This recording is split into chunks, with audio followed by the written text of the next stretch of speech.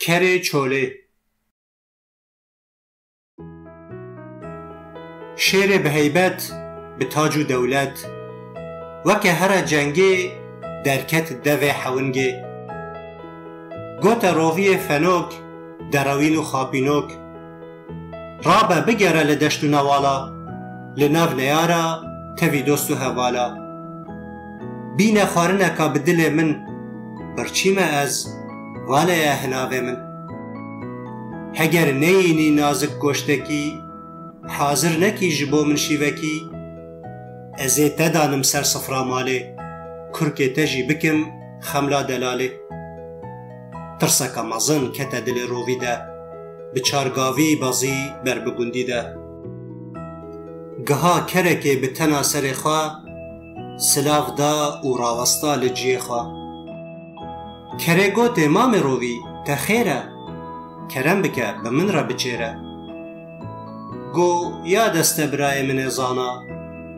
عقل من ده دشت و زوزانا شیری از رای کرم جم جنابته دخوازه تخت میر بکه ملکیته دبیجه راسته لوی ولاتی میرم لی مخابن ایدی نخوشم و بیرم بلا مام من جهاتی ببه امیر حمو ولاتی گوت راستی دبیجی آن من دخابینی گلو میره که جدلی آن دروینی روی گوت بگوره باوته حاتمه بکم غلامتیا تی ببی میره دارستانا ما سرور و ریبر ولات ما کرکت خیالا تخت میری ما ایدی کی دکاره بوی میری بی عاقل جکیفا دا بر لوتکان میره که نو درکت جناف کوخکان ایدی اوه مزنه واران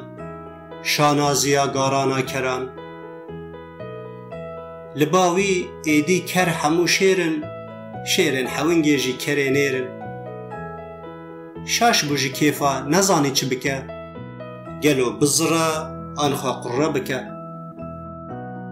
چو لسر میدان سکنی تیرا خوزری و دیسا فتلی بره خدا میوان دشته خودی مزگینیا بهشته تراست گوت از زانا و جیرم به اصل خوشی جمالا میرم جخوا ریبری پارا منه نها شیرو لشونا منه میرو آغاجی به همه هر کر بو روی شهرزا لپشته سوار بو ریا دریج بشونده هشتن ریوانگی به هفره گهشتن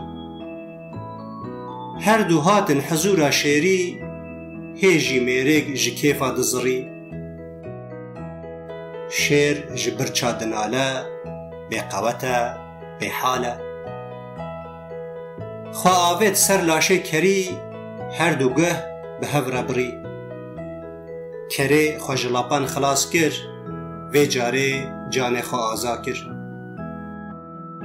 چو لپشت روی سکنی لی دلیوی نهدنی بروی را عاجز بو وکه میرا گوتنین کرید پیشکش کر جیرا شیر دخوازه من بکه فراوین تخاپاندم روی دراوین روی لسر لنگین پاشی راوستا با عقل مندی گوت و نوستا به عقلیه نکه میره من سرفراز و زانای من شیر جبوته خبات کاره دویره ده پر فدا کاره تاجا زیرین جتره چکریه جبو تاجه گوهن تجه کریه هگر او گوهن تدریج به و چاوا تاجا زیرین بجه به ده امدی سهرن دیوانا شیری بلا بزانه دو بزراوی و میری پی باور کر روی راست دبیجه جخواه لگوند ناویوی گوه دریجه بکیف دیسا بره خدا دیوانه وکه زاوایک هر ناوا دیلانه شیر برچی دیسا هجوم بر سر کره کارا خوارناوی کر وکه جارا بره خالی سری بشون دا باز دا دووê wî malê nav lapan da. Şêrî dûv ji binî qut kir, êşa laşê kerê gur kir. Mîrê xwedî êş û birîn, dîsa kire qêrîn û zirîn. Tu derawînî roviyê bêwefa, te anî serê min ev êş û cefa. Rovî gotê xalê min ê ker, şêr naxwaze pevçûn û şer. Daxwaza wî serfiraziya te ye, textê mîrê min li benda te ye. Bê êş û jan her wextî tê çawa rûnî ser textî, bi wî dûvê dirêj, kirêt û qirêj. Mexseda wî ev e begzadeyê min, dehê sanî rûnî ser textê mîrê min.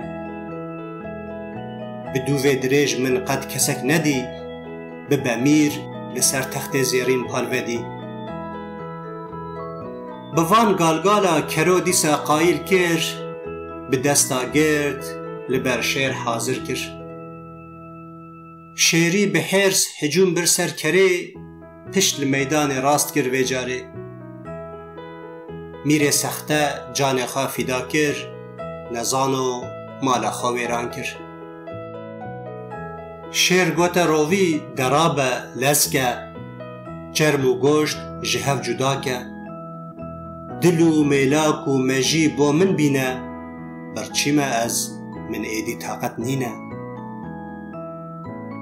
Li şêrgehê li benda te me, li benda goştê birakê te me. Rovî kete nav xebatê, ma çi jî dest dibe felatê. Goştê kerê parçe parçe kir, çerm û laş ji hev cuda kir. Dil û kezeb ji bo şêrî hilanî, goştê nazik jî li ser danî. Got bi Xwedê me jî para canê min e, ma ev kemîna mezin ne karê min e. Ez qet mejiyê ter û tamxweş nadim, ez ê îro li ser sifrê simbêla badim. Mejiyê kerê li xwe helal kir, hinavê xwe bi goştî şakir. Xwarina mîr gihand hewingê, destên xwe girê da li ser singê. Xedarî bi awirên tûj li sifrê nihêrî, îca ji awiran netirse heger tu mêrî. Roviyê xapînok, ka mejiyê para min, te çima kêmaniya xwarina min? Rovî li ber dergehî rawesta, serê xwe bilind kir, tevî her du desta. Weke feylezofekî peyva xwe efsûn kir, bi dengekê ji xwe razî, gotin bersiv kir. Mîrê min ê şehreza û zana, şahê berî û daristana. Son dixwim bi cenabê te, bi gora bav û kalên te. Me jî di serê kerê de nebû, qalika serê reben û vale bû. Ji xwe ger me jî heba di serî de, hinekê bifikiriya li ber derî de. Ma kengê li te divegera bi caran, piştî ew qas êş û ew qas zare zaran. Piştî ji dest çûn guhên bi nav û dengê, piştî ji binî qut bû ew dûvê çelengê. Şêr fikirî li gotina rovî li ser textê xwe, bawerî pê anî danîn çek û rextên xwe. Mamê rovî ya te rast e weke ya bav û kalan, bila ev gotin deng vede li deşt û newalan. Heger me jî hebe di serê yekî de, wê qet nekeve halê vî kerî de.